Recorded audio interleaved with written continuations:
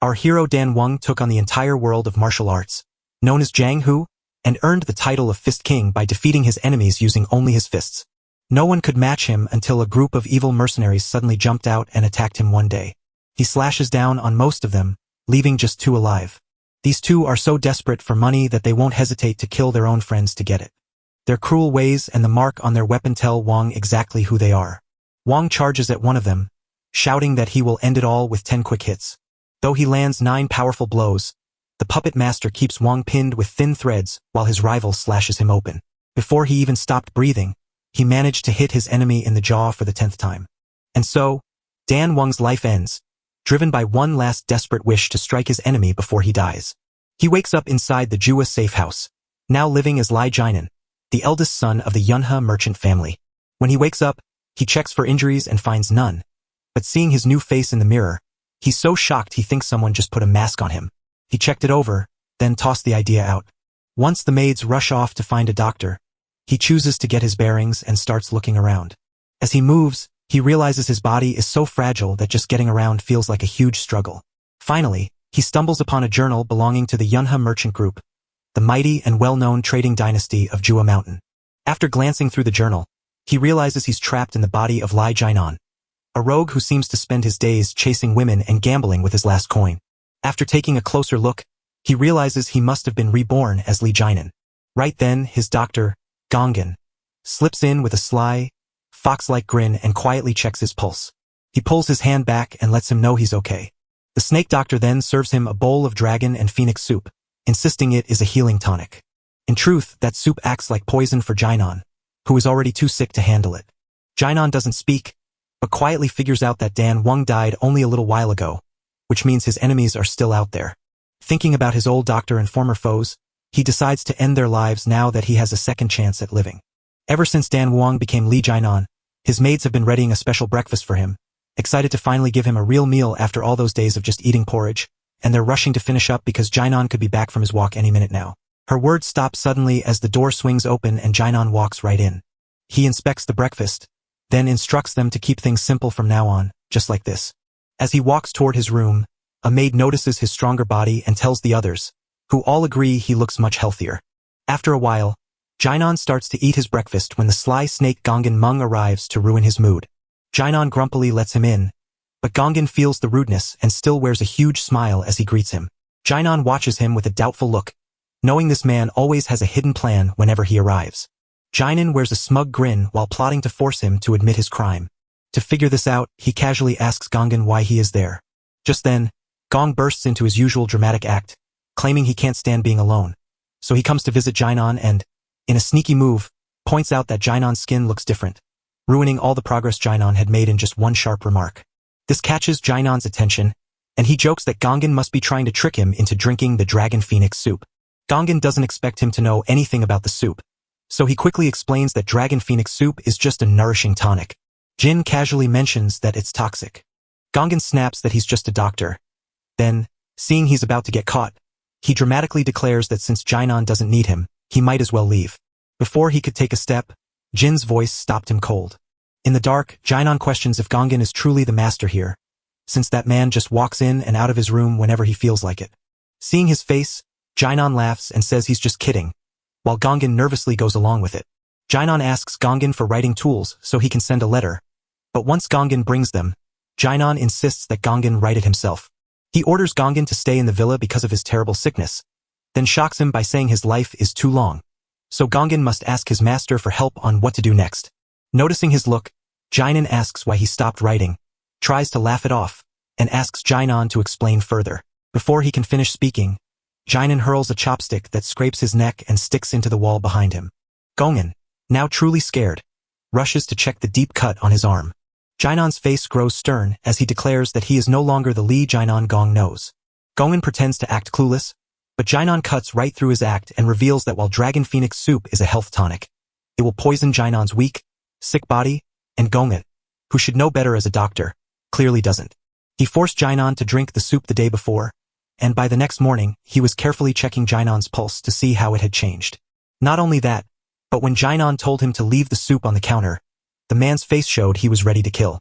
Jinan insists Gongan can't act alone, so he orders him to write his master's name on the letter. Gong starts with a big show, asking how Jinan could think a man as good as him would ever be suspected. He lets out a dramatic sigh, only to instantly drop the act and show who he really is. He sneered, saying that a scoundrel like Jinan had a brain to figure things out. Jinan realizes the game is over, and Gongan coolly tells him he's going to be killed in silence. Now looking at the servants, Gongan decides they must die too to hide Jinan's murder. But before he can load his poison needle, Jinan leaps out from behind and knocks him down with a single fast strike. Jinan casually went back to eating and told Gongan he really shouldn't get distracted during their talks. Staring at the purple marks on his hands from his blow to Gongan, he feels frustrated by how weak his body is. All he needs is to get his old strength back. He knows that once he gets what he needs, he'll be so strong he can take on the whole Yunha merchant group if they did try to kill him. To learn more about Gong soon, he has to go back to the group, but one day a sudden headache hits him and he collapses right there. He suddenly recalls Gong soon, and all the memories of Li Jinan's body flood into him at once. Once the shock wave fades, a tear rolls down his cheek as he learns the truth about Jinan. He was just an average kid, nothing like his smarter and stronger second and third brothers. To prove he wasn't ordinary, he did the one thing no sensible person would. He spent all his money on bad habits that ruined his health, and by the time he realized his error, it was far too late to ever get better. He was sent to this villa under the excuse of helping him heal, but it was really just a place to banish him away. But his clan barely cared about their untalented eldest son spending his days here. Now inside Jinan's body, Wang is ready to finally restart his martial arts training, a goal he could only reach after finally getting Jinan's memories back. Feeling angry that the body's real owner wasted such a perfect form on indulgence, he decides to use his past life knowledge to make it useful by finding rare elixirs. As he steps inside the villa and spots the money, his worries vanish, letting him breathe easily by the elixirs he needs. His eyes rest on Gongan, who has become nothing more than a corpse after that mighty blow, so he chooses to bury him. From this day forward, a whole year slips by as if it were just a single breath. One day, a Yunha merchant guard named Mok arrives in Sip with a letter for Jinan, and after asking a maid where Jinan is, she directs him to the spot where Jinan is meditating. The moment Mok spots his own new shape, his eyes go wide with shock, because he can't believe it's really Jinan standing there. This year, our determined guy turned every single moment into a chance to build his strength, and now his inner power is awake, letting him pull every survival skill from his own body like the art of moving with wisdom, the art of moving as one, and the speed of lightning steps. Beyond that, he has also mastered the white lightning 10-phase art, giving him the power to command lightning itself. After enduring all that training, he has finally made it to the 4th stage of martial arts. But for a guy like him, that still isn't enough. Suddenly, his training is cut short by Mok's voice, who nervously greets him and introduces himself. Mok tells us he's brought a letter from the main clan. Jinan calmly asks him to give it to her. Meanwhile, Mok stares in disbelief, realizing that the weak, coughing man from last year has suddenly stood tall and strong. His thoughts get cut short by Jinan's mocking voice, which reminds him he's still waiting for that letter. As he reads the letter, Jinan and Mok calm down and settle in after their long day. Tells him his dad is very sick and stuck in bed, but it doesn't say why. Hearing this, Mok openly doubts the Wang clan. This clan is just a bunch of vultures pretending to protect the Yunha merchants while charging them huge fees. As time went on, the payments kept growing until it became impossible to just brush them off. He wonders if the Wang clan has done enough to truly deserve such a big pay raise. Mok gets furious and shouts at the group, saying they don't deserve what they're getting. He remembers how the university group stood up to the tiny deity sect that demanded heavy taxes on their trade, only for the Wang clan to dismiss them with a casual remark that they had no business with them unless it was time for a serious meeting. Mok points out that even the guard captain is powerless because Wang Hu is part of the group, which instantly grabs Jinan's attention since he remembers that famous name from his Jiang Hu days. Jinan finally sees the truth. Yang Hu is a bully using his power to crush the weak Yunha merchants. So Jinan decides the only way out is through death or teaching that ruthless man a harsh lesson himself. Mok is surprised, yet he continues to talk about another problem that has left Jinan's father stuck in bed. It turns out his younger brothers were so foolish that they started a sword fight right in front of the entire Yunha merchant group. A stupid mistake that made their father so angry he fell ill from the stress. Mok tries to comfort him by saying it isn't his problem, but the other man cuts him off, stands up, and declares he can't stay quiet anymore, leaving Mok shocked by his sudden courage. Our boy then tells Mok to keep the letter, promising he'll see the truth for himself. As soon as Mok gets back to his squad, he's the first to tell his friends that a guy like Li Jinan has turned into a martial artist. The moment his friends hear this, they burst into laughter. Some people insist he must be skilled in bed, while others argue that if someone like Jainan can become a martial artist, he must truly be legendary. One of his friends suggests he tell a funny story about how the vice captain finally found a girlfriend. Vice Captain Haney Oop overhears their talk and gets curious to know if Jainan really recovered from the man who tried to move him. Then Hanya firmly insists that Jinhan has been a martial artist since childhood because his body was born gifted. Han asks when Jainan will be back, but Mok looks unsure since he only mentioned that Jainan is coming. Right then, they hear the news that Jainan is coming and know it's time to go. Han orders his men to welcome their young master, but they refuse, so he sternly reminds them that he is their boss no matter what, while Wang stares in shock at the Una Merchant Group's palace. Realizing that Jainan isn't just rich, he is unbelievably wealthy. He asks his maids to take a break because he's off to visit his father. As he moves forward, he stops in his tracks, shocked to find the usual greetings missing from the silence around him. His wish comes true quickly as a huge crowd of guards steps forward, swords drawn and ready. Then Han gives him a greeting, noting that Jainan looks like a stranger. He beams with joy to see him healthy, though Han's men think he's just flattering Jainan because they remember how their master used to insult him for being too kind. Right then, they're ready to take a rough jab at them. But they are truly shocked when Jainan greets them by saying how much he enjoys to welcome someone as troublesome as he deserves. Mok presses on, insisting that he's already told everyone that Jainan has truly changed, just as their shocked faces show. Seeing this, Han, who is walking our boy to his father's room, looks so kind that Jainan finally feels he is a friend again, not an enemy. As they walk in, Han tells him his dad already knows he's arrived, and he thanks him for the news. Their talk is cut short by his youngest brother, Jaein, who greets him with a mocking insult, calling him a pervert. Watching him like this, Jaeon says he looks like a totally different person. When Jainan dares to glare, Jaeon squeezes his fist right on his shoulder. Han, remembering how Jainan was beaten by his youngest brother before, gently pulls Jaeon's hand away from his shoulder and says that both brothers should be happy to see each other again after so long. But to his surprise, John snaps at Han for touching him without asking. Jaeon doesn't like how he's treating him, so he warns him and asks if he thinks he's better than him. The very next moment, he vows to teach him a lesson. Before he could do anything, our guy slapped him so hard that he crashed to the floor. John is totally lost and can't figure out what's going on. In the next instant, Jainan grips John's shoulder tightly to show off his excitement for the journey, while Jean screams in pain, cursing his brother and calling him crazy. After hearing that, our guy gives a deadpan reply and says he'll be calling him Big Brother from now on. While Li Huayan, the second son of the Una merchant family, watches a big scene unfold right outside his father's door. He asks Han about it, and the vice captain says that Han's older and younger brothers are fighting. Hearing the news, Huan rushes inside, fearing John is harming their eldest brother, only to be surprised by Jainan, who sternly tells his younger sibling to keep quiet before their father's room. Then he spots the middle brother standing there. After a pause, Huiyan sits down before his oldest brother, who makes Jaeon hold his hands up as punishment. When Huan sees him, her heart finally relaxes knowing he is well. Jian is clearly unhappy, but Jainan tells him he's healthy now. He spots Huan's hurt fist and asks if Jean did it. Huiyan tries to ignore the question, but our boy gets angry and slaps his youngest brother for daring to raise his hand against him. Poor Jaeon has to obey or get beaten again, and he can't believe he's still the weak guy who used to massage his brother's shoulder just to avoid getting hit. Huan's face shows a mix of worry and joy as he watches Jainan beat John, remembering how it used to be the other way around. Jainan settles down, and Hua wonders why his friend has changed so much. But Jainan just says his eyes are sharp as he notices the scrolls his middle brother is looking at. As he opens one, he asks what's inside, and Huan replies that the scroll lists the employees coming to the conference room with him tomorrow. He looks over the employee list, and since his main goal is to find out about workers, he spots Gongan's name right there. After taking a quick look at the list, he instantly realizes that Wang Hu himself recommends Gongan and many others. He then turns to his brothers with a dark look and asks if either of them is working for Wang Hu. Both brothers angrily refuse, screaming that they cannot give their trade family to that clan. He smiles, realizing he doesn't have to kill his brothers since they are telling the truth. Once he decides, he stands up to ask if all the big bosses will be there, and his nerdy brother says yes. Then, he says he's going to the conference too. Before anyone could shout back, he was already gone, leaving their protests behind him. They are totally shocked to see their brother's personality change so suddenly.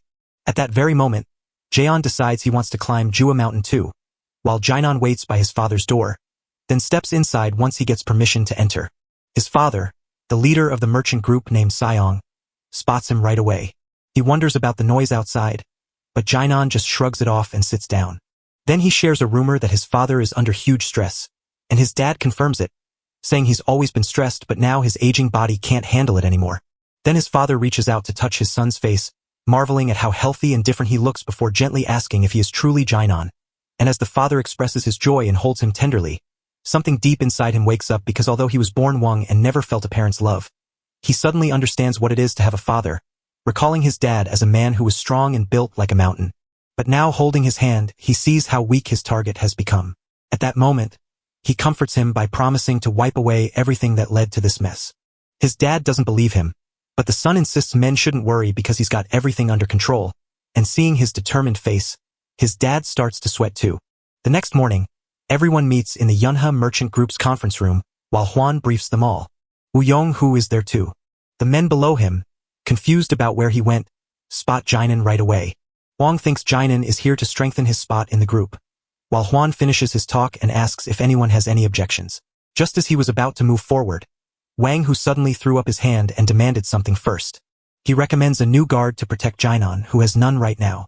Suddenly, the Yinhe merchants go into an uproar about the intruder, especially since Wang who has already sent over so many of his own staff. But anyone who dares to speak out against it gets threatened by Wang who, forcing them to stay silent.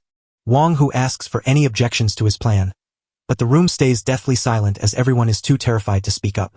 Right before he moves on, our boy lifts his hand to say he still has something to object to. He then seriously suggests firing the squad guard leader, Wang Hu.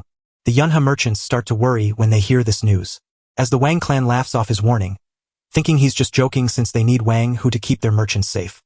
Hu, though, is very arrogant. He tells our boy that after lying in bed for so long, he forgot he had no right to fire him. In the next breath, Jinan does something nobody saw coming. He hits the ground with such force that the whole building seems to shake. Then, with a slow sweep of his gaze, he snaps the snake back to reality, reminding him that no matter how much Wang has pulled strings, Jinan is still the true boss of the Yunhe merchant group. A short while back, he told Huiyan he intended to fire Wang Hu, but Huiyan argued against it since the Wang family held too much power to risk. Instead of giving a straight answer, he asks, when people underestimate the martial artists of John, who, don't they get eaten alive because of their own arrogance? Then he points out how many of the people around them belong to the Wang clan, making it feel like the Yunhe merchant group is being swallowed whole by them. His nerdy brother sees what his friend is saying. Jinan told him not to worry, promising to take care of everything himself. Hua gives a nervous smile as he watches his older brother, finally seeing exactly how his brother plans to get them out of this mess. As soon as they saw this, the Yuan clan pulled out their swords, threatening him until he explained what was going on. Hans gets so mad at the Wang clan for raising swords against their master that he steps in front of Jinan to shield him. But our boy just stands there looking calm and tells Hans how rude it is to turn on your own boss. He spoke in a dark voice, warning them that they must want to die to face what's coming. Then he suddenly shifts the talk to say he's going to make things right with Wang Hu since he feels terrible, leaving Hu completely puzzled. Jin admits he messed up Wang Hu's perfect retirement plan and then explains exactly what Wang Hu was truly planning. First, he would take out Jinan by using the gong. So while he pushed the other two brothers of Jin to fight each other, their father got sick from the trouble, which helped Wang's cause. Ultimately, Yu Yang only needed to twist one brother into a puppet to take full control of the Yunhe merchant group. Just then, Wang bursts into laughter, calling Jinan's tale a lie. Yet Jinan calmly points out that Wang's plan crumbled the moment he killed Wang's own assassin, Gongan. Hus's eyes go wide when they learn this surprising truth. He can't believe what he just heard, especially since our boy added that he took out the poor assassin with one quick strike, giving him an easy death. Then he casually tells Wang Hu that he needs to put in more effort to make a proper plan if he wants to control the merchant group, and he also adds that he will charge him for the damages he has caused. Now, Wang has heard enough of Jin's nonsense and is done with it.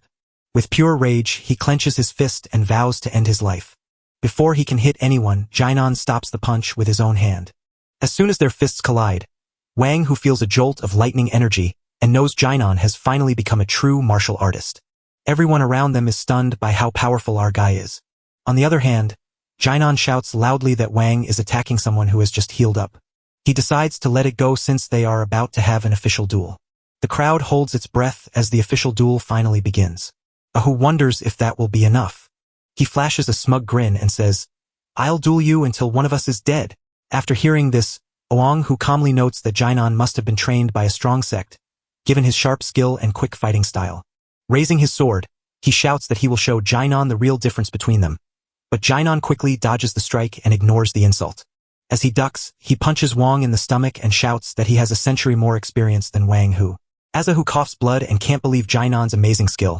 Jinan uses his special fast movement to show Wang the real difference, striking so quickly with lightning speed that Wang barely has time to block the hit with his sword.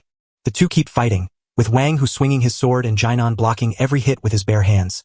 But none of our boys' strikes get through. As Wang Hu fights, he is totally baffled by Jinong's moves, which have nothing to do with how a rookie would fight.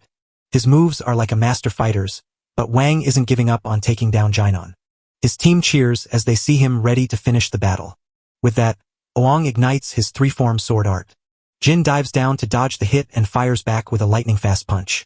Wang can't even feel him move because he shifts so quickly. Suddenly, Wang gets hit hard on the jaw, the force of the blow shaking the whole house, while servants whisper in confusion and his father, looking very proud, shouts that his oldest son has finally mastered the fighting arts. The moment Wang Hu fell, his subordinates scrambled to his side. After seeing their captain in such bad shape, the crew gets furious, with one man glaring at Jinan until he's forced to shut him up with a deadly threat. Another underling stepped forward and swore there was no cheating in the fight. Before he goes, he warns that if Jinan plays the game his way, the Yuan clan will match that energy with revenge against the Yunhe merchants, a punishment they will have no choice but to face. Jinan doesn't mind small grudges because he has faced them before. He will pay back what he gets, whether it's a grudge or a kindness. Besides, he takes the blame for everything, and that makes Heian furious. Jinan stares hard at everyone and insists that even though he said the Yunhe merchant group was his, it really belongs to his dad, the squad that welcomed him this morning, and every single worker there. So he won't let anyone mess with his merchants. With that, he tells them to go, explaining he's letting them go regardless. While everyone else cheers, the Wang clan slips away quietly, wishing him luck for the hard days ahead. As they walked, one man was about to shout in victory, but another grabbed him and whispered that Jinan had actually won the official duel. Another guard says they can't celebrate because they are the guards, yet they stood there watching instead of doing their job. Even with all the noise around him, Jinan stays calm, tells Huan to get him an elixir because he has taken full charge of the mess, and he feels that Huan deserves a little kindness for it. Huan chuckles and promises his brother he'll bring back the very best potion, saying he's got plenty of work to do from now on. He isn't just buying elixirs. He's also hiring new guards, and Jinan already has people in mind, while someone in a private room hears about these changes. His men stepped up and whispered that the news was real. Our boy had already figured it all out the moment he stepped into the Una merchant group a few days ago. He's also been studying how the employees work. On his very first day here, he suddenly stops on the way somewhere and asks Han if he has eaten. Han shakes his head with a sheepish smile, explaining that he hasn't had a bite since dawn because he's been too busy working. Jinhan looks down to see some Yuan clan members wasting time and chatting uselessly. In that split second, he sees the truth. The loyal Unha merchant group workers are so busy they can't even eat, while the Wang clan members slack off and take easy money without any real work to do. Han speaks to him again, but his thoughts wander to a better idea. If he fires the Wang guards right now, the group will be left with no security, so he'll need to find new people to take their place. After thinking about it, he knows exactly where to find the perfect replacements for those idle employees. To do this, he walks into a shady gambling hall that only criminals would dare enter. The moment he walks in, everyone stares and points, whispering that he's a pushover, which catches them off guard since they haven't seen him in so long. Some even think he's been dead for years, so when they see him arrive to gamble, they expect him to lose everything and watch him fail. But the guard is thrilled to see a rich man enter the main hall only to be instantly insulted and ordered to open the door by a stranger who isn't the Jinan they remember. Inside, the man called the Poisonous Fox looks at his old friend and notes that his better health must come from a long time of resting. As Yuk Jimbo and Yukong Ho greet him, Mongo smirks and tells them to ask how Jinan is, since he's been sick for so long, prompting the Juke brothers to apologize while Mongo mockingly calls Jinan his friend, only for Jinan to scoff at the idea.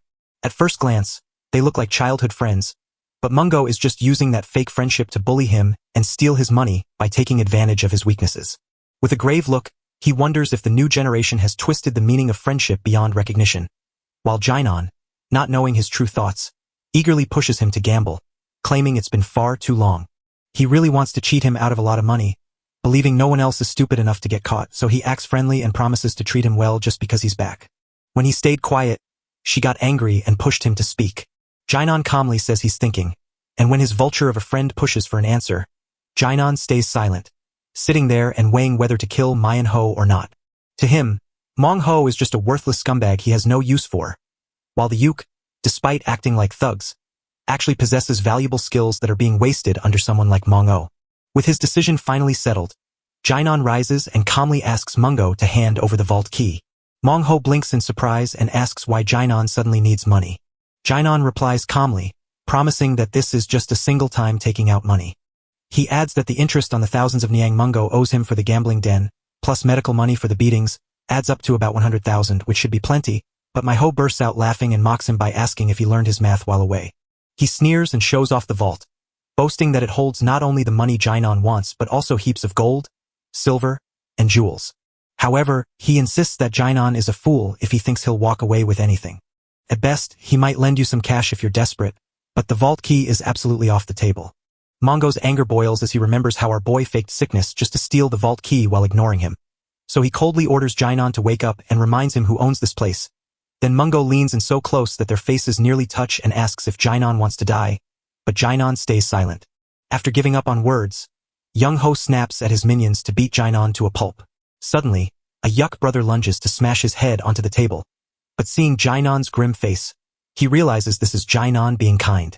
In the next instant, he throws one of the Yuck brothers right into the wall. The other guy charges straight at me, but Jainan slides out of the way, grabs the table to pull himself up, and in a split second breaks his ankle. That brother takes a deep breath and disappears in a flash.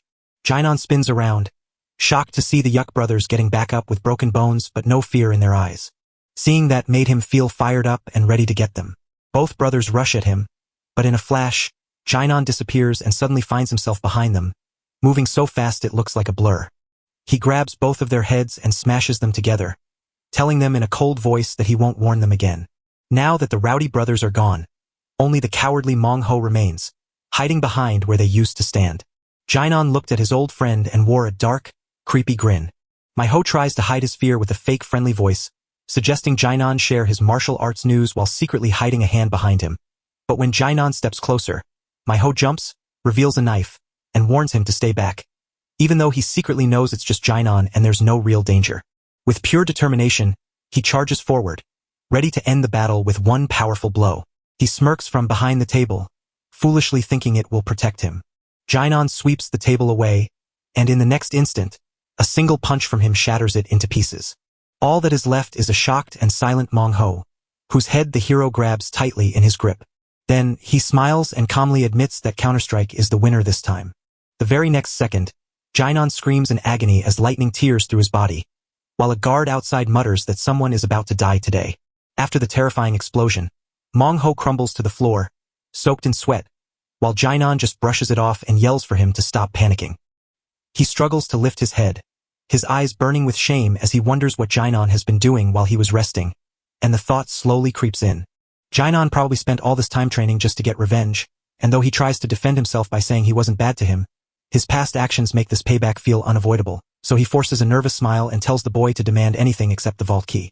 Jainan stops in his tracks, thrilled by what he hears, but Mongho quickly reminds him that despite all the trouble, they've been friends since childhood, so Jainan reluctantly goes along with it. When Mongho's face lights up and he immediately hugs the very irritated Jainan, promising to stop all the beating and harassment. Jainan doesn't believe him for a second. He shoves him away, grimacing, and complains that these sweet words are making him sick. Even though he is annoyed, Maijo keeps talking and insists that they aren't just friends, promoting Jainan as his brother. So he immediately orders his minions to greet their new big brother, who obey without question and look rather confused while Maijo smirks inside. Thinking Jainan is just someone who once lived at his feet and followed him like a puppy, planning to grab his guards and run the moment he gets the chance. He's sure he can handle whatever comes next. On the other side, Jainan speaks straight to the twins and says that once he calls someone brother, that bond lasts forever. The Yuck brothers look to Myango for the green light, and my young ho shouts for them to pledge their loyalty, sealing their bond as sworn brothers. The twins instantly promise to follow their big brother, Jainan. Mungo feels proud of their progress until Jainan's dark order freezes his blood, demanding the Yuck brothers step aside so he and his friends can decide who truly deserves to be the big brother. Even though Mungo shouts no, the twins walk out the door. Now completely shaken, he has lost all track of why he really wanted to do this. Our guy calmly tells him that making money off the twins isn't right. Now Jainan steps up to take care of them, knowing deep down that the brothers are worth far more than any pile of cash. Mayanho screams in rage, blaming Jainan not just for beating him, but for trying to drag the brothers away. He growls that it's better to kill him now. Jainan ignores the rudeness of the insult and kicks me in the jaw, then coldly praises me while beating me up until I finally realize he's willing to kill me without hesitation. Finally, Mong-ho grumbles that he'll give up what he wants, but Jainan just tells him to say it out loud, and when Mong-ho is truly beaten, he agrees to hand over the key. Jainan smirks and insists Mungo must show he's begging for his life, but Mungo just scoffs and mocks him for expecting respect. He gets his lesson fast when Jainan tosses him aside, and he's left wondering if he's actually lost his mind. The moment the Yuk brothers spot him, they instantly stop to ask if he's lost. With no other option left, Mong-ho admits defeat and says they will now serve Jainan. The shame is so overwhelming that my horse feels like crying. For just a second, he acts like a sensible person and lets the brothers go so they can live better with the Yunha merchant group. But when the two brothers agree to serve Jainan, Manhwa's anger flares up again at their ingratitude. Once everything is sorted, Mong-ho storms out, muttering angrily about how he can never trust anyone with black hair. The moment people realize he's alone without the Juk twins, they rush to attack him since his protection is gone. With hostile faces all around him, Mongo's arrogance flares as he shouts out that he is still the poisonous fox and dares them to come at him. The men grab the bait, weapons raised and furious, cursing the man for leaving them in that state. But before they can reach him, Jainan steps in to protect Mong-ho. Jainan says the vultures wouldn't dare touch Young-ho when he was strong, but now that he's weak, they want to eat him, and he tells them he'll only let them come when he's strong enough to fight back. Then, he tells the Yuk brothers to gather every single treasure they can find. Even as they rush to follow his orders, Manhwa keeps shouting insults at everyone around him, even Jainan. As they reach his house, the Yuk thanks him for saving their old master. The sudden thankfulness stops him in his tracks. Watching the twins, he remembers the rumors that some say they were sold to Mungo as slaves, while others claim they followed him out of fear. Yet as Jainan smiles softly to himself, realizing that knowing people is far trickier than it looks, someone else hides behind a pillar, watching to make sure he is really there. Now that things are moving forward again, John still complains that he hasn't had a quiet day since his big brother came back. He fumes with rage as he remembers how the Yuka brothers brought money and jewels back from the gambling den. Suddenly, a cart full of fresh supplies rolls in. Juan inspected everything closely, warned his servants to handle the goods with great care, and left the cart there because the items were so valuable. Seeing this, Jaeon's curiosity gets the better of him, and he can't help but wonder what's inside the cart. His eyes light up as he finds a 100-year-old flower so rare that crowds wait since sunrise just to catch one, and he thinks he must have ordered it himself. Just then, their father walked out the door. Juan dashes to his side to warn him that it's still too early to be out, but John just wants to know who his father brought so many potions for. He had hoped to get at least one for himself since Jainan only needed one, but his face turned pale when he learned they were all meant for Jainan. Their father warns that after the trouble with the Wang clan, they can't afford to bet everything on just one elixir, especially since they've already wasted so much money on that clan and the little deity sect. So, after thinking it over, he writes to the bosses of their local offices and some famous names in the elixir business to ask for top-quality supplies. They agree to help because their businesses are tied together and one suffers if the other does, and Han trusts Jainan to become a great martial artist. The father thanked him for his support, and then, even though his youngest son looked sad, he announced that he had finally found the perfect way to spend the money he had earned all his life. Jaeon explodes with anger at the news, shoves his dad out of the way, and screams for his own healing potion, which his father pauses to ask if he truly needs one. John's anger grows hotter as he hears the endless praise for his eldest brother. He is convinced that people treat him unfairly and can't make sense of why Jainan keeps getting all that special attention. His question gets answered not with words, but by our boy zooming past so fast that his momentum knocks John down and drags a huge boulder right behind him. John sees his eldest brother's sweaty, determined face and knows that the big guy with natural confidence is finally working hard to make it happen. He leans back on the ground with a sigh and looks thoughtfully at his sword. After some time, Jaeon starts swinging his sword at a training dummy, pushed on by his brother's tough training. He remembers the trick Jainan played on Wang Hu back during their official fight. After some training, he sighs in frustration at how far he still falls short of Jainan's amazing skill, muttering curses under his breath. Just as he thinks of it, Jainan shows up and startles his little brother. So John nervously asks about the walk and Jin says it's all done. Seeing what his youngest brother had been up to, he hands him his sword, encourages him to practice the move Wang Hu used on him, and praises his skills. Jaeon felt so embarrassed that he realized his brother had been watching him train. John grabs the sword, rises to his feet, and charges at the dummy with fierce determination. Feeling proud of his clever move, Jin's confidence crumbles instantly when Jainan calls it sloppy, so the irritated brother snaps back with a sharp reply. Just as Jainan's fist was about to land, Jaeon swung his sword at the last second to block it. Jainan told how he shut down Wang Hu's feint, closed the gap, and left him wide open for the kill. He shouts all this while still kicking at his younger brother.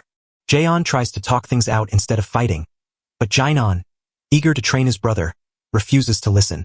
With no other option left, John grabs his sword and charges, only to freeze in shock as Jainan simply disappears into thin air. Before he could react, Jainan jumped out from behind him and grinned that people only show their true strength when they're backed into a corner. With that, he pulls his fist back for a punch but stops just before hitting John, leaving Jaeon so terrified he scrambles backward to the ground, sure he's about to die. Jin notes that stabbing is less likely to work than slashing, and adds that Yuen who tried to kill him instantly with a special three-form sword move. Jainan had to move with extreme care, carefully controlling his speed to counter the technique, or he would have been done for that day. As Jainan lifts his sword against his brother, he remembers his fight with Wang Hu. Though the man once known as the Fist King held a body far stronger than what he had now, that weakened form meant he couldn't truly celebrate his victory over Wang Hu. He thinks about his demonic assassins and realizes they are far stronger than he is. This fire burns inside him, pushing him to become stronger than he ever was in his past life. His reflection is broken by the maid's voice telling him a visitor has arrived, and just before he leaves to greet them, Jainan pokes his younger brother on the forehead once more. Far away, a bunch of guys are laughing about the silly rumor that Jainan, the womanizer, actually knows how to fight. Gong, who didn't believe the tale, told us he had stumbled into the gambling den last night while drunk. There he saw Jainan with the Yuk brothers, busy loading things up from the den. He knew that man instantly, but before he could rush back after throwing up, the man was already gone. Juju Ruang and Simaguk stepped up to test the rumor with their own eyes. As they push open the door to his room, they see him sitting there with the Yuk brothers. Noticing his strong muscles, they hurriedly closed the door and asked the maid if he was truly Jainan or just a merchant pretending to be him, and she confirmed that he was indeed their young master. The men look like they're about to faint, struggling to make sense of the shocking gap between the terrifying god they just saw and the carefree playboy they thought they knew. Just then, Jainan flings the door open and startles them right out of their skins. He tells his maid to feed the twins a big meal, since they eat so much. As soon as they're gone, he turns to his old crew, who are shaking in their boots, and demands to know why they're even there. Too scared to speak, they just pray for safety. While the four heavenly kings, Simaguk, Jujurong, Guang, and our boy Jainan, finally sit down together to enjoy a quiet meal of women and wine. As he gazes at them, Jainan recalls Mung Ho, who also calls himself his friend. But these fools are completely different.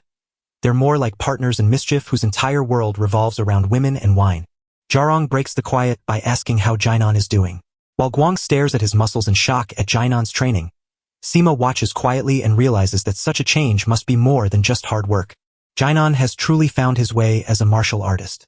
Then, since it seems impossible for him to have learned such skills all by himself, they ask where he got his knowledge and Jainan just shrugs and says he was simply lucky. Sima says this must be the legendary figure they only heard about in the Jiang Hu, while Jarong adds that he almost didn't recognize him at all. Suddenly, Jainan drops the bombshell that his friend Jainan is dead, and their faces instantly fall. With hope still in his heart, Zhang asks what they should do next. Jin brushes off the details of his debt, saying he's just getting the Unimerchant group ready to pay it off. He no longer wanders without purpose. Instead, he is building up his strength. Guang and Jarong stand frozen, whispering in shock at this sudden twist, while Sima watches with a grave look on her face. He remembered the day Jainan pretended to leave for a rest, but Jainan knew it was really a banishment, and he felt crushed knowing his father had sent him away in such anger. Sima tried to lift his spirits, comforting him and urging him to make the most of his time to study and improve himself. Back then, Jainan chuckled and agreed to switch things up right before Sima could even say goodbye. Thinking back to that day, Sima truly cheers on his friend for turning things around. For a brief second, everyone stops and nods along with Sima, remembering how Jainan left while the rest missed it because they were hungover as always. Watching them argue like that, he lets out a soft sigh, knowing that these drunkards are truly Jinian's best friends. As he pours drinks for his friends, he asks what their plans are now that he has changed. Just then, they all nervously admit they're not the kind to change, but as they celebrate, they're glad Jainan finally stepped out from their shadows to face the world. After a day filled with drinks and laughter, all his friends depart, warmly wishing him well and telling him to call if he ever needs them. On the trip home, they talk again about how Jainan changed, and Sima says it's time to go back. Jarong jokes about a possible marriage match, while Sima just tells him to head home and study. They keep chatting back and forth until they finally head to the sweet scent house to get even more drunk. While everyone else is talking, the boss of the little deity sect is absolutely furious about Wang Hus at his own place. The Wang clan members shared the tale of Jainan's official duel with their captain, explaining to the sect leader that the former Fist King fought using only his bare fists. Hearing this, the sect leader's face turns dark with anger, and though the Wang clan begs for revenge, he tells them they cannot punish someone who fought fairly. A member of the Wang clan steps forward to protest, reminding everyone that the sect leader and Wang who were once close friends and that this bond should be honored. Yong Zhang's anger boils over as he shouts that he owes nothing to a dead man. He then commands them to carry the body away and apologize to his escort for the trouble caused. Afterward, Yong Zhang's mind drifts to a new worry since the Yuna merchants have refused to pay their taxes. With Wang gone, they've lost their only strong hand to play. His underling points out that refusing to pay is like saying they don't recognize the sect's authority, and Yamjiang nods in agreement. The subordinate asks if they plan to kill them, but their leader, Shakes, replies that they are not just some ordinary thugs. The subordinate pushes forward, questioning if he plans to just let them walk away. Before Youngjiang can answer, he sees 3 of Jainan's friends still talking about their friend's change. He spots them, keeps walking, and makes sure to mention the Yuna merchant group. He speaks just loud enough for them to hear as he muses about the vast wealth Jainan's father and his son must own, and Sima instantly picks up on the hint. After that, Sima dashes to his friends to share the news, but Jainan just yawns, even as Sima warns that they could be attacked any second now since their security squad is gone after taking out Wang Hu, while Jainan drifts off thinking about the little deity sect that Mok told him about. After a quick pause, he asks Sima where the sect members have gone, and she tells him they are back at their base. Jainan then calls him to come inside and hands him a robe to wear. His loyal friend agrees to go along while asking one more time where they are, and Jainan replies that they are at the guard squad's warehouse. When Sima realizes Jainan is heading straight for the tiny deity sect's base, he panics and reminds him it's just the 2 of them. Even though the whole sect is showing up without a single proper plan, as Jainan pulls out his knife and whispers the plan to his friend, he gently presses the blade against Sima's throat and tells him to show the way. His poor friend has no choice but to lead him to the sect's base, where dozens of guards stand guard at the main gate. Finally, at the entrance, Sima reminds him that he's no good in a fight. He tells his friend to go inside alone while he stays calm. Sima feels let down and warns him that walking into a room with hundreds of guards is dangerous, but Jainan just yanks the door open and says he's going to act just like he did in his past life. For our boy Dan Wang, the rule is simple. Never back down from a fight. Not when he's just a lonely orphan trying to survive in the dangerous world of Jiang Hu. And that wasn't even the case while he ruled as the Fist King. Even now, he won't step away, especially when it comes to his love for fighting. As soon as the door swings open, everyone turns to look at him. But our guy walks right in, not afraid at all, and asks to see their leader. One guard, furious at the intruder's boldness, lunges forward to beat him. Jainan moves quicker than everyone else, snatching the man by his neck and slamming him to the ground in one fast motion. The guards tell him he's in their home, but before things get violent, the sect leader rushes over and asks who he is. Jainan calmly says he is an assassin, and the sect leader finds it funny because he has never seen anyone walk in so boldly. As his gaze lands on Jainan's bruised fist, a memory of his talk with a Wang clan member suddenly comes back to him. He instantly knows it's Jainan standing there, and with a sly grin, he replies that maybe it really is Jainan. The sect leader's face lights up with surprise at this bold intruder, and he is ready to pounce on the chance to make things easy for himself. Without a second thought, he commands his guards to grab him, while in his mind, he flashes back to the last time he took on a whole army in his past life. The fight starts, and he knows his new body isn't as strong as before, but he's ready to enjoy the battle anyway. With every punch, he knocks out the guards on both sides, sending them crashing to the ground one after another. Some guards instinctively step back, shocked by the monster's raw power as he fights so many foes with just his bare hands. Suddenly, he stops dead as an arrow slices right across his cheek from behind. He grinned and turned to mockingly blame the sect leader for showing off his flashy weapon. The sect leader sighs, admitting the sword is costly and rarely used, but he makes an exception for this powerful intruder. Then, on the sect master's command, guards pin Jainan to the ground while dozens more perched on the roof with loaded bow guns aimed right at him. Our boy thinks with bitter irony that the sect master won't even die fighting his own men. But just then, he hears Sima shouting his name while a knife flies through the air. Jainan snatches the object out of the air and, in one fluid move, sends every arrow sailing past, a sharp jolt that makes the guards hold on him slip right loose. The sect leader can't believe what he just saw, but our boy gives his friend a thumbs up and turns right back to the fight. He throws the blade at the sect leader, and the sharp edge just grazes the man's neck. In the shadows, he admits that the sect leader is the only one brave enough to make him reach for a blade instead of his fists. In a last-ditch effort to save his followers, the desperate sect leader screams at his men to strike him down. Before he can even move, our hero leaps at the cowardly leader, who instantly grabs his own lover to stand in front of him as a shield. Jinon delivers a sharp, precise punch to the man at the same time he grabs the woman and drags her away to safety. He tells her to go, then turns his eyes back to the sect leader, who is now shaking like a trapped animal. Just like every other challenger Jinon has met, this man knows he can never be the true heir to the Unimerchant group. Only a true master of combat could move and strike with such skill. To save his life, the sect leader hands Jinon a big pile of cash. Before the man can even finish speaking, our boy punches him hard, sending him crashing to the floor. Jinon says with a cold, final voice that he won't take money from someone who cares about it more than they care about human lives. After crushing him completely, he ended the man's life, his face twisted in disgust as he saw the blood of the scum. Once everything was decided, Jinon walked away with his friend and the sect leader's lover. Sima steps up to walk the woman to safety, and Jinon gives his word to join them. As they walk their separate ways, the woman spots Sima right away. Flustered, he takes off his mask to see her face while she explains she's seen him many times at the sweet scent house, then sincerely thanks him and promises to buy him fine wine the next time he drops by. He shakes his head and says he won't go to any betrothal next time. She whispers quietly about how he has changed. He looks at his friend and calmly tells him he's ready to welcome the change. Inspired by Jinon's own change, Jinon is already thinking about breakfast.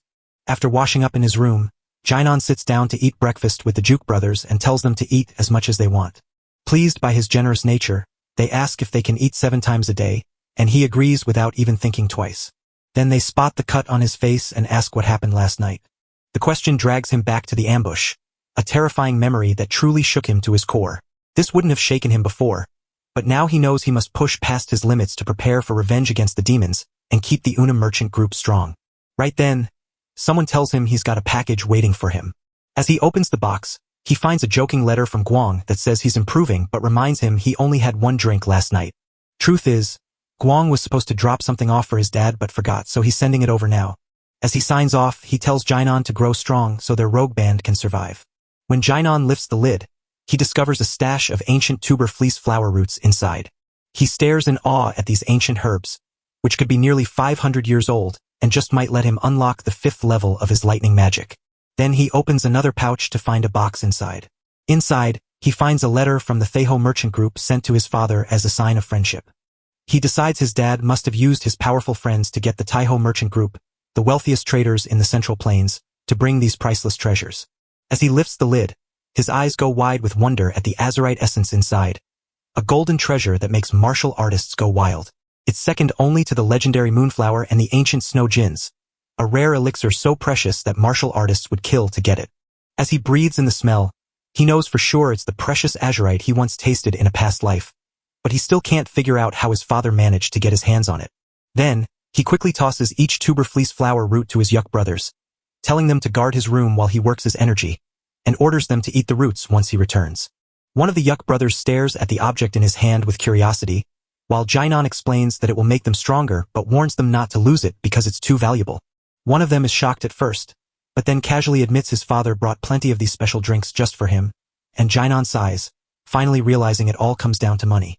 After swallowing the rootie, Jinon sits cross-legged in his room to meditate and build up energy for the next 2 hours. He grimaces at the bitter taste, knowing it mirrors the painful but rewarding path of the martial arts he follows. Soon the elixir's heat surges into his core, and he's relieved that all his training for this new body was worth it. But then, a searing pain suddenly erupts inside him. He tries to hold it back, but it keeps getting worse until it becomes impossible to stand. Gritting his teeth, he throws himself into the fight, pouring all his energy into bringing it under control. After a few terrifying seconds, he finally lets out a breath of relief as the agony fades and his core starts to cool. Then he unleashes his lightning power, a triumphant grin spreading across his face as he realizes he has finally reached the 5th stage. As he looks at his own body, he realizes it smells of alcohol, a bitter reminder that it once belonged to a man who was an alcoholic. With a smile, he waves a final goodbye to the old Jinnon. Now it's time to try to gather the azurite essence, but don't expect it to be easy. Most bodies crumble like sand in a furnace, yet he knows he must stand firm through the heat. In the next moment, He feels the spirit energy swirling around him like it's checking to see if he's worthy. First, he tries to hold back his hunger for power, but soon he changes his mind, pushes against the energy, and vows to become overwhelmingly strong. 7 days go by while he stays locked in his room, channeling the energy inside him. His nerdy younger brother starts to get worried about him. As he tries to enter, Yak's brother blocks his path and warns him that their master has forbidden anyone from stepping inside that room. Before the nerdy brother can speak, his room explodes, leaving him standing like a ghost with purple lightning in his eyes, while the Yak brothers stare in shock until Huan, the smartest of them, smells the strange air and knows instantly that this is the infamous energy deviation. Everyone rushes to him just as he falls to the ground. The Yak brothers frantically try to bring him back to life. Huan, trembling with fear, rushes to his oldest brother, who lifts his head to meet him with a look just as intense. Jinan stands up and stares at his brother. His face looks like a ghost come back for revenge. He sprints ahead, telling his baffled middle brother he needs to cool off and warning them not to follow as he leaps from building to building, fleeing both his home and his old street. The raw power flowing through him from the azurite he eats is so strong it makes him almost impossible to control. Jinan's body can't hold back the essence's power, so the Fist King runs away from towns to keep people safe from his own strength. After some time, he wanders far from home and finally stops in a lonely, empty spot. The power still runs wild and cannot be stopped. Remembering the stab from his past life, he decides to let the energy flow out of his body. He lets out a huge burst of power that you can see from miles away shooting straight up from the ground. Rain pours down on him as he stands there, feeling full of energy and content. He paused to check how full his white lightning, the 10-phase art, was. He grins, knowing he's reached the 8th phase thanks to this energy. When he returns to town, his clothes are ripped apart from the power he just unleashed. Seeing the others dressed nicely, he buys some clothes, but when he tries to pay, the shopkeeper politely refuses the money. Seeing him as the hero who crushed the Wang clan and the little deity sect, driving all the other thugs away, he points to his children and says they will visit here after, making it a gift of thanks from him. The children hand him an umbrella, and with a warm smile, he finally accepts their kind thanks. Outside, he watched the calm faces of the people nearby and knew the shopkeeper was right. He had never realized how much his struggle had touched their lives. Thinking back to what the shopkeeper said and the smiles he saw, he felt a strange but welcome warmth in his heart. Suddenly, loud shouting cuts through the air, and he looks up to see people chasing Mong-O while his chameleon friend flashes a cheerful smile. As he glares at his foe and jokes about how busy he is, back at Emperor Moyong-chan's palace, a meeting is taking place. The Dio clan leader, Du Meong, takes the lead in the talk and praises Moyong Bin for doing such a great job bringing all the Emperor Assembly Group leaders together. Moyong Bin waves away the thanks and steps forward to talk with Wang Xiong, the head of the Wang clan, about how our hero killed Wang Hu. The head of the Wang family feels deeply embarrassed, especially after Moyong Bin brings up how Wang Hu, a skilled fighter, used to run into trouble with the Yinhe merchants. The head of the Emperor Assembly and the Nam Gong clan leader laughed at him, unable to believe that a man once known as one of the strongest warriors had been beaten by a simple merchant. The head of the Wang clan argues that Wang Hu has already been cast out, but he threatens to teach Jinan a hard lesson just to remind him that his own clan is supreme. On the other side, our hero and his selfish buddy are being hunted by the Crimson Reaper Alliance, who are yelling for him to name the person who told Jinan about the wannabe kings in the downtown area. Mong Ho reveals that his former friends stole his auction books, then turns to them with a grim look, asking about the damage done to his hands. Mong Ho flashes his bruised hands and jokes that he can hear them crack. Watching that, he turns to the underworld thugs and tells them to bring Mayon Ho back once his hands are healed. As everyone starts making fun of our guy's sanity, he just keeps chatting with them in that same casual way. But when Jinan didn't laugh at their jokes, they realized he wasn't normal and had a scary, heavy presence around him. Despite their anger and plan to beat him, one of the punks stops the others to ask Jinan if he truly knows their identity, only to get knocked hard into a wall by Jinan's quick punch before he can even finish his threat. Everyone stares in shock, but Jinan just waves them off, telling them to scram because he's so hungry he might eat them, adding that he or my Ho will find them later for their fight. Finally, the Crimson Reaper gang understood and said their goodbyes for the time being. Now, it has the nerve to ask him to buy it for him, especially when it's just noodles. He even joked that Jinan nearly killed him last time when he was starving, so he went on and on about how important food is for getting better, but Jinan just told him to stop talking and just ask, so they headed to Jinpong's place to eat noodles. Young Ho is happy to eat a full meal, but he notices his friend, who used to eat very little, is suddenly devouring food as if starving. So after explaining that life changes naturally, he orders 4 bowls for his friend. Our boy tells Mong-ho that the Yuk twins are doing well and usually train at his place. Mong-ho complains that his friends eat so much they drain his money every time they're together. Jainan casually points out that he's rich enough, but his old friends just irritably retort that he's still stealing their money. The talk shifts when Mingo gets curious about where Jainan learned his fighting skills, so his friend pushes him to explain why. Mungo casually replies that he plans to take down the Crimson Reaper gang and that learning martial arts will be a big help for him. He also tells how the gang boss commands hundreds of followers. No matter where the battle goes, there are always so many of them, yet they know when to run for their lives. Right then, Jainan steps up to train him personally, and Mungo says yes without even hesitating. He vows to follow every order, knowing that the title Poisonous Fox is no joke. Suddenly, he shocks his greedy former friend by ordering him to bow down. Mong-ho feels too shy to speak up, yet he still manages a respectful bow. Then he stands up, grumbling that Jainan should have taught him better, and instantly opens his umbrella to show how to flick his wrist for a sword strike. His former friend gets angry and bows while complaining about dumping trash on the merchant group's gate. In the next instant, he gets hit by the umbrella again as Jainan tells him to hold it with one hand and swing it just like he showed. He has to use the borrowed umbrella hundreds of thousands of times before he can finally return to find himself again. Mong-ho pauses, doubting if he can pull off this trick over and over again. Jainan mocks him with his fancy title and tells him to quit learning martial arts if he can't master them. Even after the warning, Mungo still won't move. Our guy decides to give his old pal a harsh truth. He tightens his collar and warns that killing isn't a game, explaining that swinging an umbrella will build up his arms, so he can slice through dozens of Crimson Reaper gang members with a wooden sword. So far, he's only been running away from them in fear. Then he grimly admits that someone as hopeless as him might as well just give up and die. He stammers with fear, saying he doesn't want to die. Jainan calmly offers him a choice. Rise to be a legendary poisonous fox or remain a cowardly rat. For a brief second, his old friend stays quiet. Finally, he asks for the umbrella and walks away with it. After paying for him and seeing his friend off, Jainan paused to think about the words he'd heard and wondered if I'd actually stick with the training. His mind shifts to the Crimson Reaper Alliance, and he vows to hunt them down, while at the Passion House, the leader rages and beats his trembling subordinates. He presses for the reason they allowed Mong-ho to walk free. After finding out the truth, the gang boss stares in shock, unable to believe that a merchant's son is standing against his own rough thugs. One of his subordinates admits that Jainan is far more than just a martial artist claiming greatness, with rumors even calling him the strongest in the Manhwa region, but the officer stops talking when he sees his master's serious face. The leader calls the rest of the group back to find the missing pair, then delivers a cold order. He wants both Mong-ho and Jainan dead. Meanwhile, our boy is also starting to learn about the Crimson Reaper Alliance and the leader who runs it. One of the Yuk brothers warns him that the gang is notorious for ripping apart their foes, having already slaughtered top leaders from groups like the Napio and Horn Sex. After that, he swallows up the smaller groups in the Yukyuan area, making his crew much bigger. Because everyone in the Yukon area is forced to pay tribute money to the Crimson Reaper Alliance, even Mong-ho is being hunted for that same reason. Jainan then says the gang has taken over his old friend's auction house, and the Yuk boys agree that such a thing would probably be the gang's doing. Now that he knows everything, he has no choice but to track down the gang, or else his merchant group will get caught up in the trouble once they find out who he really is.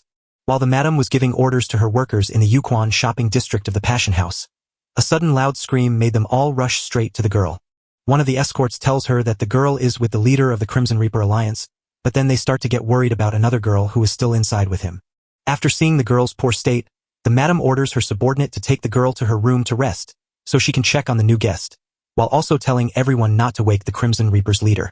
Manhwa walks right up to her new guest, who turns out to be our boy. She tries to smooth things over, but he cuts right to the chase and asks about the Crimson Reaper leader. Manhwa asks if he has a meeting scheduled. He even asks if the leader is upstairs, and though Manhwa hesitates and wonders who the man really is, he admits the leader is indeed there. As he climbs the stairs, he tells her to get everyone else out while he goes to meet the leader. She warns him that the leader is incredibly strong because the other girl is still inside. But our boy isn't even bothered, he just keeps moving forward. The guards step up to warn the leader that he's in a restricted zone, but he just keeps marching forward until one tries to stop him, only to be tossed aside like he was nothing. The other guards of the Crimson Reaper Alliance step up to fight, wondering if our clueless boy even recognizes them. He quietly asks once more where their leader is. It looks like everyone around is part of the Crimson Reaper Alliance, so a huge crowd of men rushes toward him ready to kill, while Jainan just calmly tells them he's there to kill them too. Suddenly, a man charges him with a sword, but he grabs the attacker by the head and hurls him aside. Another thug lunges at him, but he sidesteps the blow and stabs the attacker with the very weapon the thug brought. He yanks open the door to one room, only to find it's not the right one. He wonders out loud if he has to break down every door to find the leader. He dashes through every door on this floor without stopping, but the leader isn't hiding in any of them. He decides he must look for him on the next floor. After a bit, the boss is relaxing on the 5th floor when the door suddenly smashes open. His underling quickly tells him that the person they are hunting is actually the merchant's son. The leader sees the mess outside and casually asks if our guy is there to pay the debt his old friend owes. Jinan just casually notes that the leader is way too high up. The leader questions if he is too scared to climb higher when his own team is already fighting the welcome party. Our boy calmly moves forward, telling him that pulling off these kinds of stunts is his specialty. When he stands face to face with the leader, the rowdy man looks like a giant next to him. The giant sees how tall he is compared to the others, grins, and says that his special trick is looking down on everyone. Seeing Jinan's smug face, he realizes this thug is so rotten he wouldn't feel a thing about beating him up, which is exactly why he loves picking on punks like him. Suddenly, he spots a girl bleeding behind the leader. The leader follows his gaze, grins hotly, and declares that he couldn't hold back his strength. Our boy is absolutely livid at a soulless person who probably never will have a conscience. He begs the leader to set the girl free, even as he thinks about how to kill him. The leader sees the fury in his enemy's eyes and claims that anyone who comes to kill him will have the same look. But in the end, he rips them apart with his own bare hands. Outside, folks are rushing to get away as the trouble comes closer. Suddenly, a member yells that a crazy person is trying to crash the Passion House. It looks like the real trouble isn't with our guy, but with his fake friend who's waving his umbrella around and scaring everyone away. He has finally given the umbrella a massive 2,874 spins. But he feels frustrated, knowing he hasn't hit his 100,000 swings yet, so he starts counting over from the start. Just as suddenly, he hears a massive boom erupting right behind him. As he looks back, his mind drifts, wondering if his friend is behind it all. While Jinan blasts the leader so hard he crashes through the wall, our boy doesn't just watch. He leaps in and lands perfectly in front of him. Even with a beating, the Red Reaper stands up to take on his enemy right after grabbing a weapon from his subordinate. With all his strength, he hurls the weapon at him, but Jinan leaps into the air to avoid it.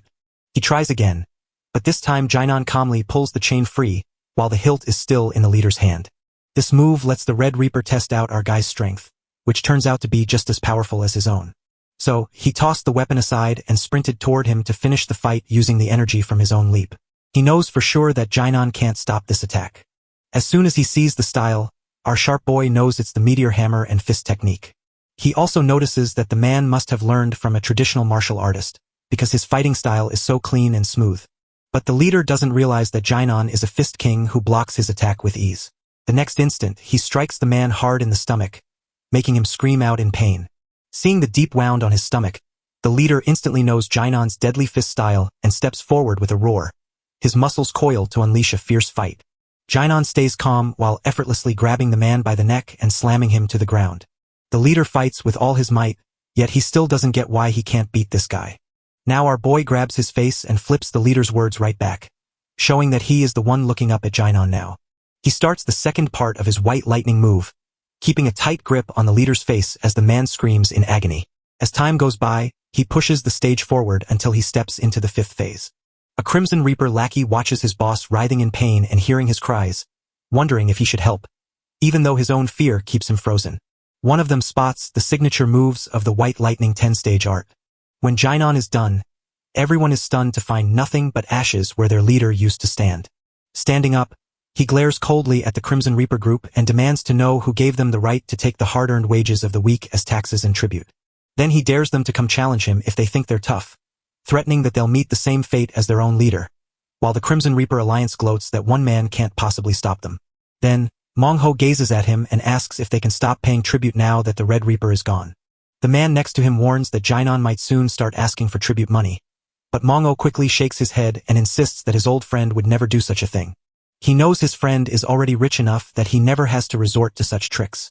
As he begins swinging his umbrella again and again, a passerby stops to call him crazy. He remembers Jinan asking if he really wanted to be a rat or a poisonous fox. He knows everyone has a tiny flame inside them waiting to be fed, and it's up to him to keep that fire burning bright. He realizes his friend is pushing himself to the brink of madness to stay strong, but then he stops watching the fight against the Crimson Reaper goons and declares that he is the poisonous fox, not a cowardly rat. After fighting the Crimson Reaper Alliance, Jinon leaves the blood on his clothes unchanged when his nerdy brother arrives at his door.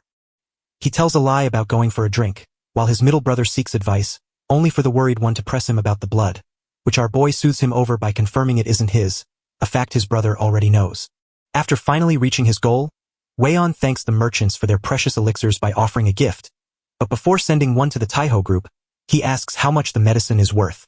Jinon remembers that the group who sent the azurite essence is the one who gave it, explaining that its value is so great it defies measurement, leaving his brother baffled and unable to believe anyone would pay that much. Jinon thinks it's a bad idea to ship goods or send money. To his brother's shock, he suggests making a trading partnership instead. He explains that while big names like Taiho exist, smaller groups like the West Escort Establishment have no protection, so forming an alliance would be a great way to repay them by offering safety. Huan hesitates because the task feels too big, so Jinon tells him to start small by just helping the Taiho merchants and Westwind escorts for now, while the nerdy brother asks about the rules and fees, which Jinon says to leave simple and free for the time being. His brother is curious to learn why the alliance exists. At that moment, he recalls the words of the escort agency rep who begged him for protection after he drove 2 gangs out of town. He says their job is to keep merchants safe and set up a direct way to reach him whenever trouble strikes. His brother warns that some problems might come up that even huge companies like Zhou Merchant Group won't be able to fix. For instance, if someone from the dangerous underworld of Zhongyu tries to bother them, what kind of move would he make? He stands his ground on handling things himself, and that makes his brother hesitate. But he says that since the merchants gave him medicine to make him strong, he can do this much for them in return. Then, the real challenge begins, deciding what to call the alliance. Huion wants to name it the Great Merchant Alliance, but he stops himself to avoid sounding like the scary Crimson Reaper Alliance and instead picks the Great Merchant Association. Hua gently reminds him that since his scoundrel brother returned, his work is piled up, but Huan laughs it off with a smile, saying that merchants do best when they stay busy. Just then, a subordinate bursts in shouting that a fresh problem has popped up. When asked, he panics and reveals that Lord Ouyang and his disciples have arrived personally, while the group is already sitting in the main hall of the merchants. Lord Wang is still burning with rage over the shame he took at the ruler's meeting, so he orders his students to take turns fighting Jinon until they have given him a terrible beating. Besides, winning just one game isn't enough to bring their family name back. Right away, everyone agrees, and then Shin-sok asks his 2 friends if they plan to use weapons since he will be fighting with just his bare hands.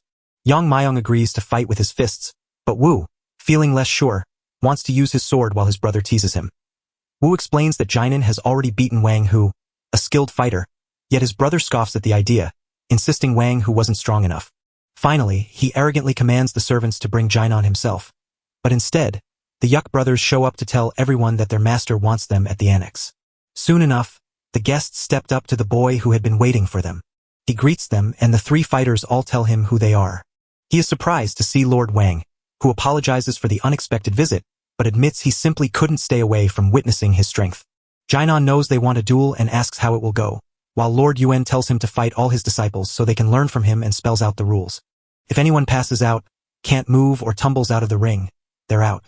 Jinong agrees to the simple rules and calls for the match to start, with Mayong stepping up first while a smug Lord Yu boasts about his son's win, only for Mayong to realize he's facing a hardened Jianghu warrior and understands that Jin truly defeated Wang Hu.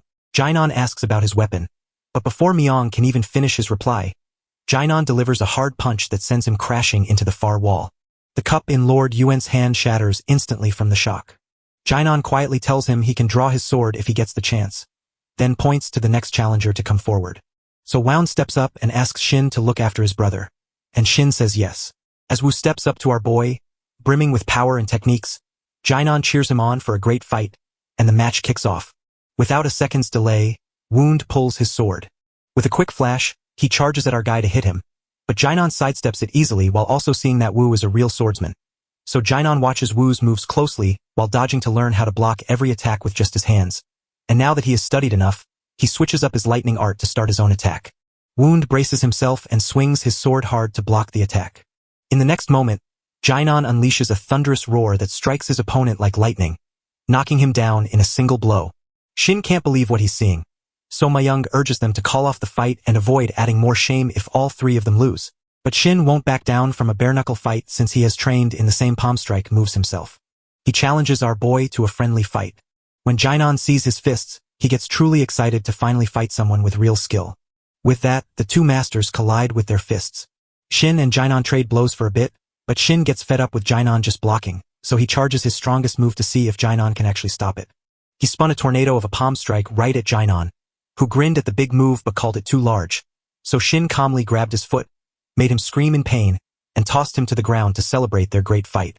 Mayung sits in a sulk, feeling bitter because this loss brought her nothing but disappointment. Jainan stares at Lord Oang's angry face but has no idea why he is so upset. Meanwhile, Lord Wang trembles with rage, knowing that Jainan is unbeatable and that calling for help would just waste time. The ruler's pride will be crushed, and he along with his family will be laughed at by everyone. Changing his plan, he asks Jainan to head to the market. He takes in the quiet surroundings and remarks that Jainan must have many sources from this spot.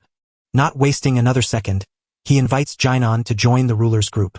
He explains that Jainan doesn't have to bring his whole merchant group along because he can join as just one person while his entire team stays safe. And Jainan is stunned by the offer since the group already includes many famous clans. But he points out that the ruler's group is made of clans that broke away from the old Merm alliance of 9 great sects, and Lord Yuan admits this while claiming they are just friendly rivals. Jainan ponders the news that the Wang clan only recently joined the group and now desperately wants to fix their reputation after losing, and Lord Yuan confirms this by admitting that his own man, Wang Hu, spread wild rumors that hurt the clan standing, even though he holds nothing against himself. That's why he needs Jinayan to join the ruler's group so he can save face. He thinks this is his only way to prove to his group that a man like Jainan is under his command. Jainan asks what will happen if he says no. Lord Yuan tells his merchant son that joining up costs him nothing, and since he comes from a family of traders, he should already know that. Jainan snaps back that since he has plenty of money, he has no business with a plain martial arts group. Then he waves him away, bringing the talk to an end. At that, Oang turns truly furious and threatens to have Jainan's entire group massacred, which briefly stops our boy in his tracks. He warns him that he could wipe out the entire merchant group and turn Jainan into a public enemy, but Jainan punches him hard and claims he'll kill you first before destroying his whole clan. He even says he will send the blame to Wang's oldest son, warning that Wang would be wise not to test his patience. Lord Oang still has the nerve to call his words the most disgusting he has ever heard and accuse him of having no shame or self-control. With that, he unleashes his poison-toed broadstrike, a deadly move taught to Wang masters specifically to take down the leaders of the 4 great clans, and he is certain that even with all his strength, Jainan will not survive the hit. But he freezes when he realizes Jainan is throwing lightning bolts that are eating his poison, and in the next second, Jainan punches him so hard that Wang slams into the wall and collapses to the ground, coughing blood. Jinong whispers that Wang is far weaker than his brave face suggests.